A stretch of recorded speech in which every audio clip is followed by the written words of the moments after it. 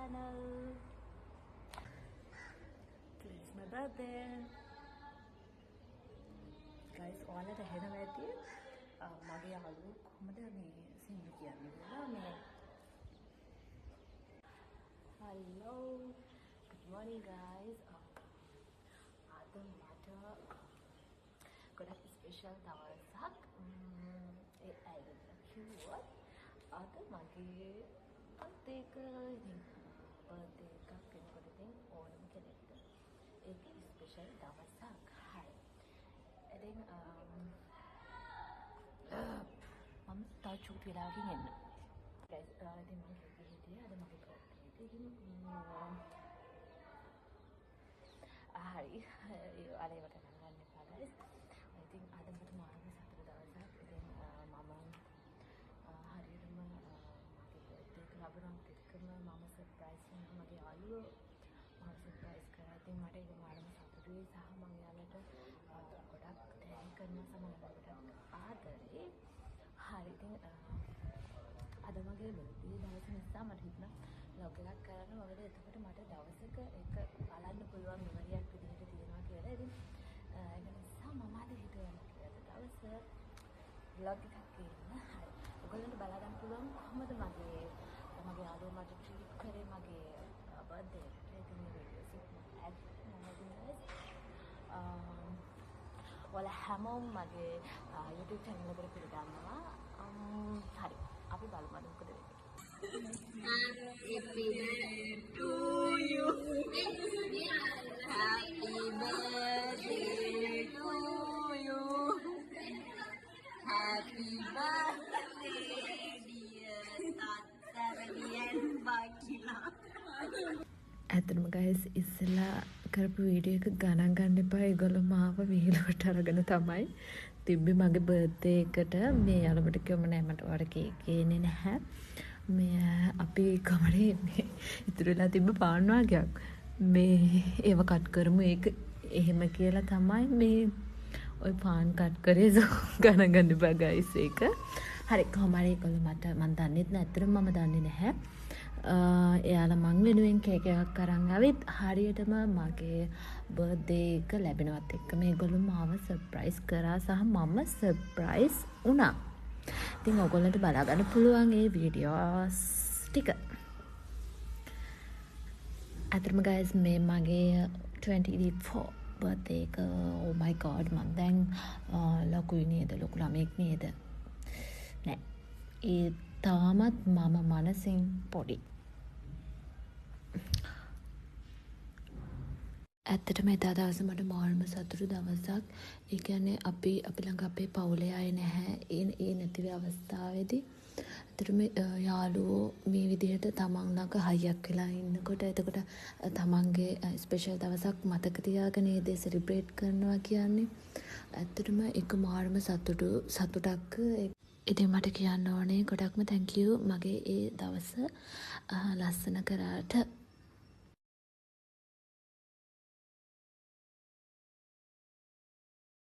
මම හිතුවේ නැහැ. ඉතින් හිතන්නේ නැතුව මේ මම සර්ප්‍රයිස් වුණා. so thank you මගේ මෝඩර් thank you. උදේට හම්බ වෙමු. ඇත්තටම guys මට එතන හිනා ගියා පොඩි ජෝක් එකකට. මේක ගණන් ගන්න එපා ඔයාලා. මේ ඇත්තට මෙතන මාර සතුට දවසක්. කරේ නෑ. දැන් මතක් වෙද්දී මේ මාර සතුට.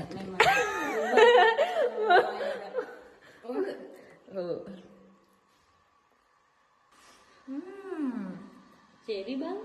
හරි ඔන්න මෙතනින් යාළුවන්ගේ සර්ප්‍රයිස් එකෙන් ඉන්නවා. ඉතින් ඊට පස්සේ මම ගෙදර ගියා. මට කොහොම හරි නිවාඩුවක් සෙට් වුණා. ඉතින් මට ඇත්තටම බර්ත්ඩේ එක දවසේ මට ඕන කොහෙන් හරි ගෙදර එන්න. ඒ කියන්නේ ගෙදර අය ළඟ ඉන්න තරම් සතුටක් නැහැ. ඒක මට වගේම ඔයාලට අපි හැමෝටම එහෙම ඒ කියන්නේ පවුලයත් එක්ක ඉන්න එක තරම් පවුලයත් එක්ක ඒ දේවල් සමරන එක තරම් මං හිතන්නේ අපිට වෙන සතුටක් නැහැ කියලා. ඉතින් ඒක නිසා ගෙදර ගියා මම.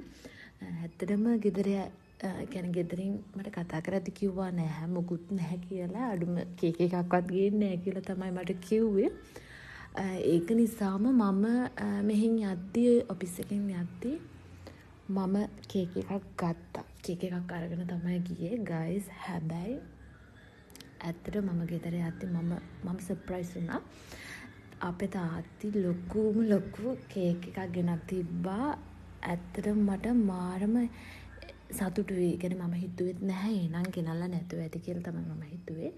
ඒත් මම ගෙදර යද්දි ඇත්තටම මේ ලොකු කේක් එකක් ගෙනත් තිබ්බා. ඒ වගේම මේ මට මතක් කරන්න ඕනේ අපේ ආච්චි හැමදාම මගේ බර්ත්ඩේ එකට අනිවාර්යෙන්ම මට කේක් එකක් ගේනවාමයි. ඉතින් එදත් මම ගෙදර හිටියේ නැති වුණත් එයා මං එනවා කියලා දැනගෙන එයා මං වෙනුවෙන් කේක් එකක් ගෙනත් තිබ්බා. ඉතින් මට මාරම සතුටුයි. ඉතින් එදා දවසේ අපේ ගෙදර අය එතකොට නැන්දිලා හැමෝම ඇවිත් හිටියේ. ඒ වගේම මගේ හොඳ යාළුවා.